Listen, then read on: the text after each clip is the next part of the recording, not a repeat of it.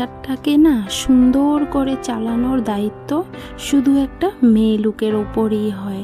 রূপে লক্ষ্মী না হলেও চলবে, শুধু যদি গুণ আর বুদ্ধি থাকে না, সেই গুণ আর বুদ্ধি দিয়েই কিন্তু সংসারটাকে সোনার মতো করে তুলবে। রূপ কি? রূপ আজকে আছে কালকে নেই, কিন্তু গুণ এমন একটা জিনিস না যেটা চিরস্থায়ী। সৌন্দর্য তোমাকে কিন্তু একদিন ছেড়ে চলে যাবে, কিন্তু জ্ঞান তোমার সঙ্গে চিরজীবন থাকবে। আজকে আমি আমার কথাই বলি, রূপে লক্ষ্মী আমি নই, কিন্তু ভগবানের আশীর্বাদে গুণ এতটুকুখানি আছে যার জন্য হয়তো সংসারটাকে এত সুন্দর করে হাসি ফুর্তি করে সংসারের সব দিকটায় ম্যানেজ করে নিয়ে চালিয়ে যেতে পারছি। এতটুকুখানি হলেই তো যথেষ্ট।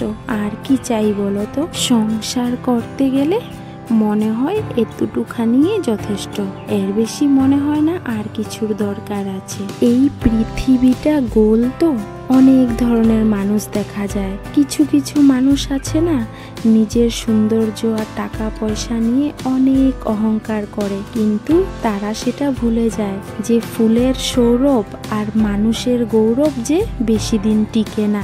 ভগবান যাকে যেটা দিয়েছে না, তাকে কিন্তু সেটা নিয়ে খুশি থাকতে হয়। অহংকার করে কি হবে বলো তো? আজ হয়তো তোমার আছে, কাল অন্য কারোর হয়ে যাবে, পরশু সেটা আবার অন্য কারোর হয়ে যাবে। তো অহংকার করে কোন লাভ? কোনোই লাভ নেই। তার জন্যই আমি না সব সময় ভগবানের কাছে প্রার্থনা করি যে ভগবান, আমার যেটা আছে আমি সেটাতেই অনেক সুখী। হয়তো আমি এটারও যোগ্য ছিলাম না, কিন্তু তবেও তুমি দিলে। পৃথিবীতে এরকম অনেক মানুষ আছে যাদের কাছে আমার যেটা আছে সেটাও নেই, তো তারা কি চলছে না?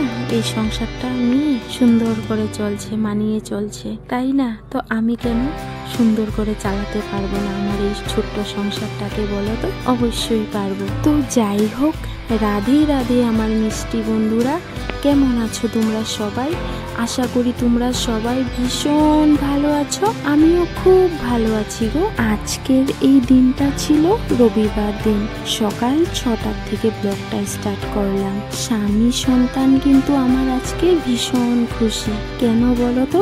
তাদের পছন্দের খাবার যে তৈরি করছি আমি, তার জন্যই তো। দেখলে না, বরে এসে দেখে গেল যে কতটুখানি হয়েছে। তারপর কিন্তু ডুগ্গু সোনাও এসেছিল, এসে বলল মা আর কত টাইম লাগবে? তো আমি বললাম ওই তো বাবা হয়ে যাবে, এখন পুরিগুলো বেলে নিয়েছি, এই তো শুধু ভাজা করব আর তোমাদেরকে দিয়ে দেব।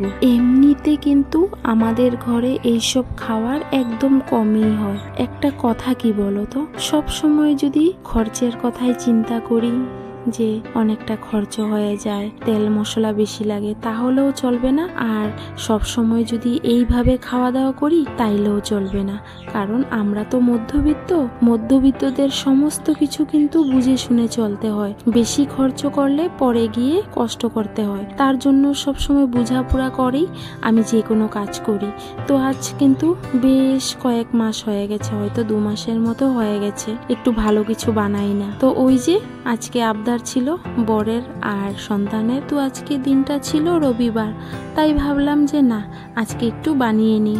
দেখো, পুরোটা সংসার চালানোর দায়িত্ব কিন্তু আমার। আমি যেইভাবেই চালাই না কেন, আমাকে কিন্তু কেউ কোনোদিন কিছুই বলতে আসবে না, এমনকি স্বামী পর্যন্ত না, কারণ সেও আমার উপর প্রচুর বিশ্বাস করে যে আমি সংসারে উল্টো ফাল্টো খরচ করে চলাফেরা করতে একদমই ভালোবাসি না, যেটা সেও জানে ভালো মতো। এখন আছে বলে যে খরচ করে নেব বা শেষ করে দেব, সেটা মোটেও করি না। যে কোনো বিষয়ই হোক না কেন আমি আগের থেকেই সতর্ক হয়ে যাই, পরে গিয়ে টানাটানি হেঁচড়া হেঁচড়ি এইসব আমার একদমই ভালো লাগে না। তার জন্যই হয়তো আমার স্বামী আমাকে পারফেক্ট ওয়াইফ বলে, কারণ সে জানে আমি পারফেক্ট ভাবে চলতে ভালোবাসি, দরকার ছাড়া উল্টা পাল্টা খরচ করতেও ভালোবাসি না। অতিরিক্ত তেল মশলা জাতীয় খাবার বা বাইরের খাবার এইসবও আমি বেশি একটা পছন্দ করি না। আমি আমার বরকে যে কোনো বিষয়ের কথা বলি না কেন, সে কিন্তু নিয়ে আসবে, কিন্তু আমাকেও তো ভাবতে হবে যে সে কিভাবে নিয়ে এসেছে। এইভাবে যদি উল্টো পাল্টো চলি না, তাহলে তো হয়েই গেল সংসার। যদি বুদ্ধি খাটিয়ে না চলতাম, তাহলে স্বামী আর আমার মধ্যে ডিফারেন্সটা কোথার থাকতো? সেও খরচ করতো আর আমিও ইচ্ছে মতো খরচ করাতাম, তাহলে তো হয়েই গেল। এখন পর্যন্ত যতটুখানিও করতে পেরেছি এই সংসারটাতে, তাহলে হয়তো সেটুখানিও করতে পারতাম না। তো ভগবান কিন্তু সবাইকেই মিলিয়ে দেয়, বিশেষ করে স্বামী আর স্ত্রী। আচ্ছা যাই হোক, অনেক কথা বলে ফেললাম আজকে তোমাদের সঙ্গে, তাই না? তো দেখো, ওই যে সকালের খাবার দাবার শেষ হওয়ার পরে কিন্তু বরে বাজারে চলে গেল, গিয়ে খুব সুন্দর করে অল্প অল্প করে সমস্ত কিছু সবজি বাজার নিয়ে আসলো। সেই যে আগের এক ব্লগে বলেছিলাম না, তোমরাই তো হয়তো যারা যারা দেখেছো তোমরা বুঝতে পেরেছিলে কিভাবে সবজি বাজার এনেছিল। আমার ভীষণ খারাপ লেগেছিল, কারণ কি সমস্তটা তো আর খাওয়া যায় না, অনেকগুলো নষ্টও হয়ে যায়।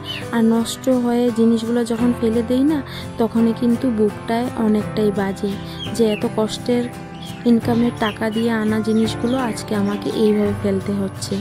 হ্যাঁ, ফ্রিজে রাখলে যে জিনিস নষ্ট হয় না সেটাও বলবো না, ফ্রিজে রাখলেও দেখবে জিনিসগুলো কিভাবে জানি কেমন একটা শুটা শুটা হয়ে যায়, আর খেতেও ভালো লাগে না। তখন রান্না করলে পরে তেল মশলাগুলোও নষ্ট হয়, লগে দিয়ে গ্যাসও নষ্ট হয়, আর সবজিগুলো তো নষ্টই হয়ে যায়, সেটা তো আর বলে লাভই নেই।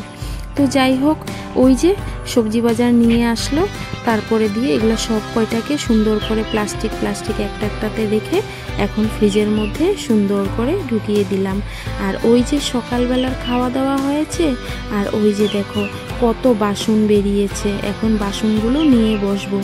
আর যেহেতু আজকে রৌদ্রটা একটু কম, তার জন্যই আর কি আমি আজকের এই সকালের বাসনগুলো একটু লেট করে ধুচ্ছি। আর না হলে কিন্তু আমি জল দিয়ে ধুয়ে ফেলি। কেন বলো তো? ওই যে প্রচুর রৌদ্র পড়ে কলের পাড়ে, তার জন্য আর কি। তো ওই যে বাসন টাসন ধুয়ে এখন কিন্তু আমি সোজা স্নান করে চলে আসলাম। আর এদিকে কিন্তু ঠাকুরে দেওয়া কমপ্লিট হয়ে গেল। তো এখন ওই যে দুপুরে রান্না বাড়াটা বসিয়ে দেব। তো বরে জিজ্ঞেস করেছিল যে দুপুরবেলা কিছু খাওয়া দাওয়া করবে নাকি, বা মাছ বা মাংস হোক। তো আমি বলেছিলাম না, খাবো না, আজকে কিছু খাবো না, দেখা যায় যেদিনকে আবার ইচ্ছে করবে সেদিনকে তোমাকে বলবো, তুমি নিয়ে আসবে। তো ওই যে দুপুরবেলা পটল ভাজা করব আর ঝিঙা আলু দিয়ে একটু তরকারি করে নেব। আর কালকেরও অল্প তরকারি রয়ে গেছে, তো বেশি কিছুর দরকার নেই। আর এই যে কড়াইটা দেখছো, কড়াইটা কিন্তু আমার বিয়ের আগে, যখন ওরা একা থাকতো তখন রান্না করতো এই কড়াইটা। তো এই কড়াইটার অবস্থাটা একদম দেখতে পাচ্ছ তো কি হয়ে আছে। তো এটাকে কিন্তু আমি আর পরিষ্কার করতে পারলাম না, অনেকেই ডলাডলি করেছিলাম। তো যাই হোক, এটার মধ্যেই সকালবেলা পুরি বানিয়েছি, তেল রয়ে গেছে। তো ওই তেলের মধ্যে আমার দুপুরের রান্না বাড়াও কিন্তু হয়ে গেল। আর দুপুরবেলা রান্না যে করেছি সেটা কিন্তু রিফাইন তেল দিয়েই করেছি, সরষের তেল এই যে মাত্র আনা হয়েছে। তো এখন আর কি বোতলে ঢেলে নেব। তো বন্ধুরা, আজকের কিন্তু ভিডিওটা সকাল 6টার থেকে দুপুর 12টা পর্যন্ত রইল। আমি আর ভিডিওটা লম্বা করছি না, কারণ তোমরাও তো বোরিং হয়ে যাবে, তাই না? তো চলো বন্ধুরা, আজকের মতো এই পর্যন্তই থাকলো। তো তোমাদের সবাইকে রাধে রাধে।